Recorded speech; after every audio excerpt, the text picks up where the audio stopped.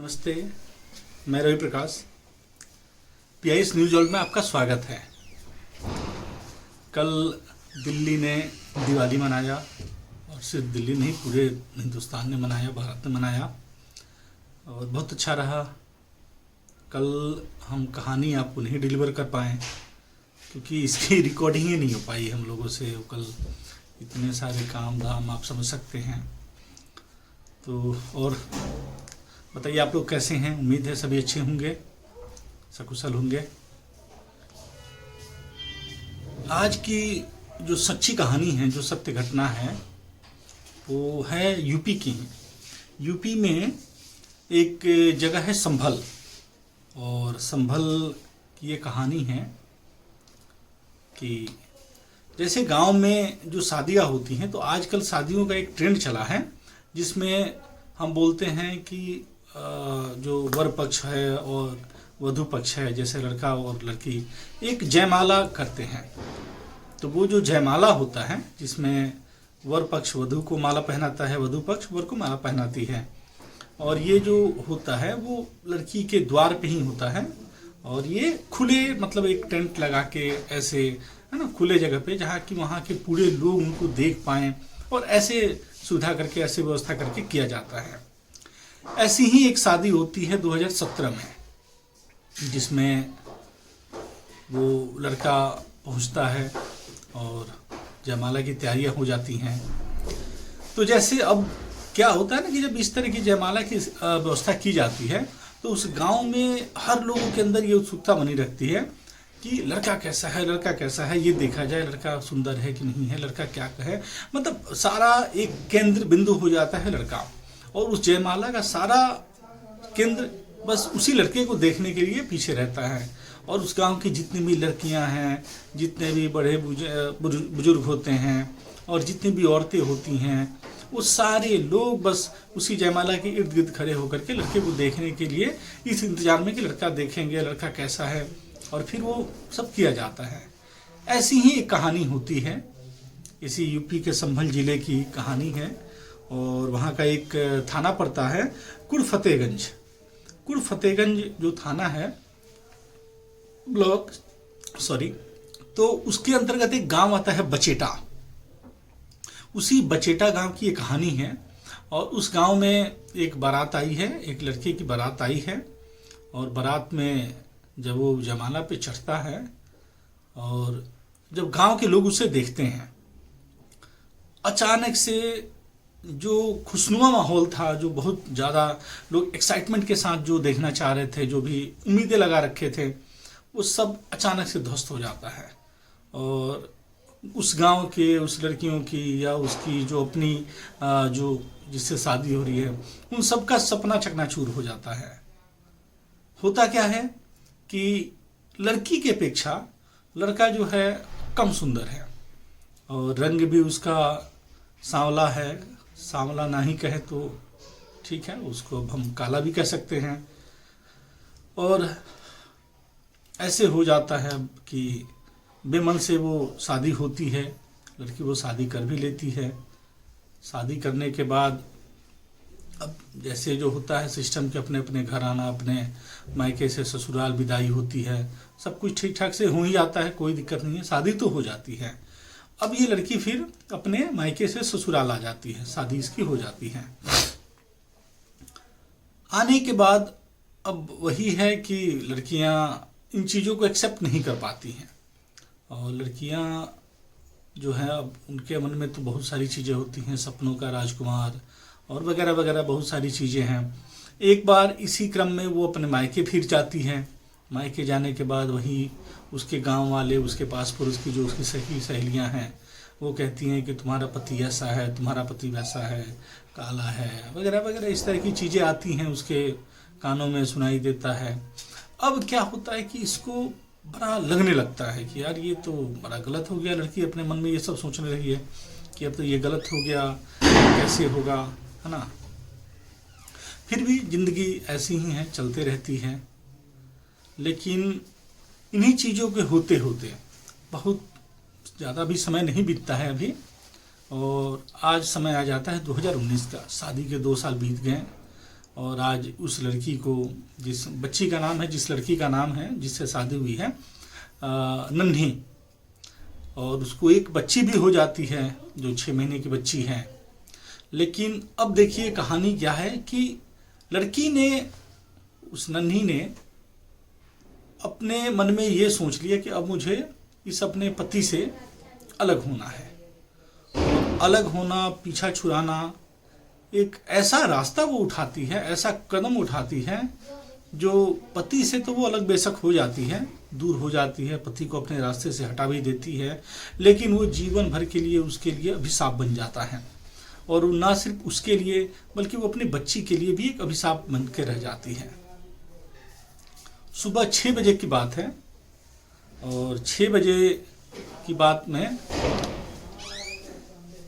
सभी लोग सोए हैं और क्या होता है कि अब गेहूं कटने का टाइम है, गेहूं उन लोगों का फल चुका था, तो गेहूं काटने के टाइम में अब ये जो मतलब जिनकी शादी नन्ही बताया मैंने, उनके पति हैं सतवीर सिंह।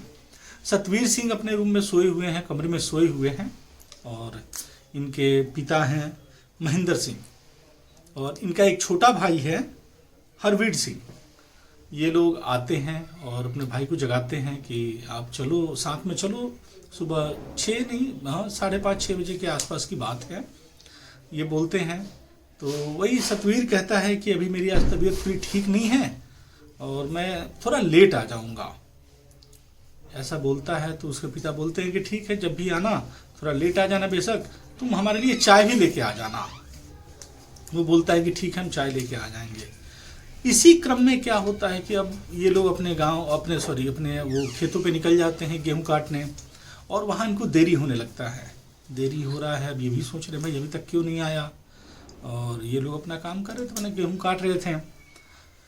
इधर क्या होता है कि उस नन्ही ने, उस औरत ने अपने पति सतवीर के ऊपर पूरा पेट्रोल उड़ेल दिया, और जो कंबल उड़ के वो सोया हुआ था उस कंबल के ऊपर पूरा पेट्रोल, कमरे में पूरा पेट्रोल भर दिया और पेट्रोल डाल के उसमें आग लगा दिया।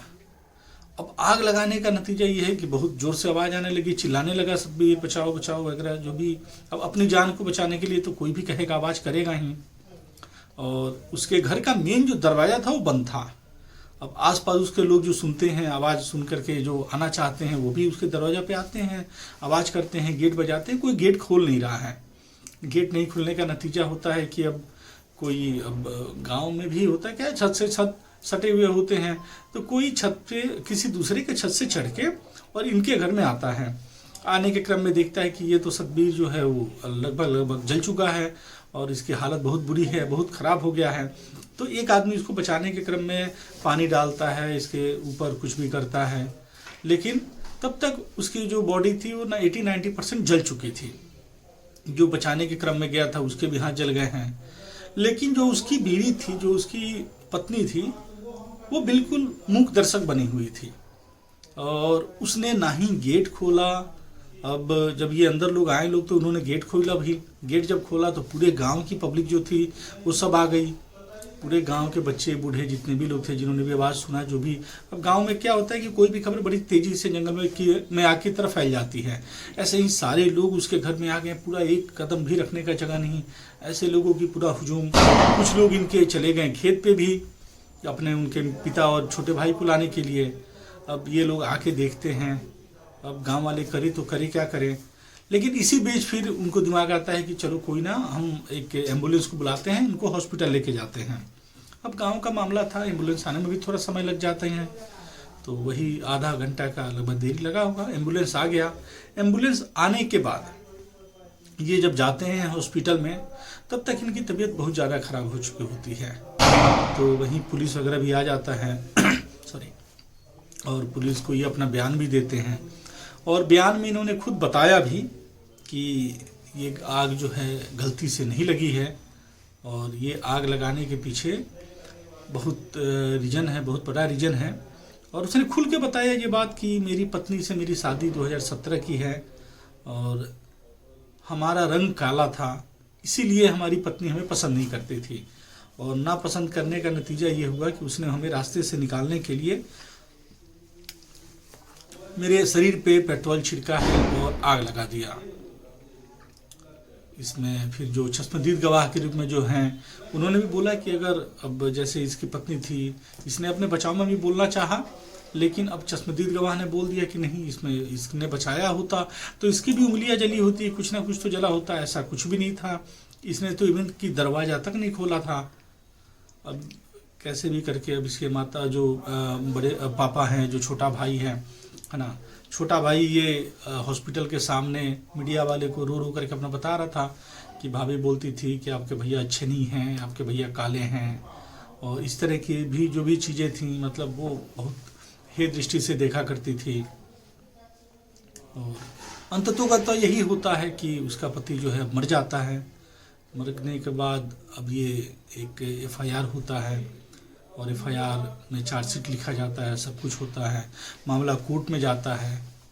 कोर्ट में अब जाने के बाद वहाँ के जज ने सारी सुनवाई करी, देखी, सुनी, समझी, और फिर इसके ऊपर जो उसकी पत्नी नन्ही है, इसके ऊपर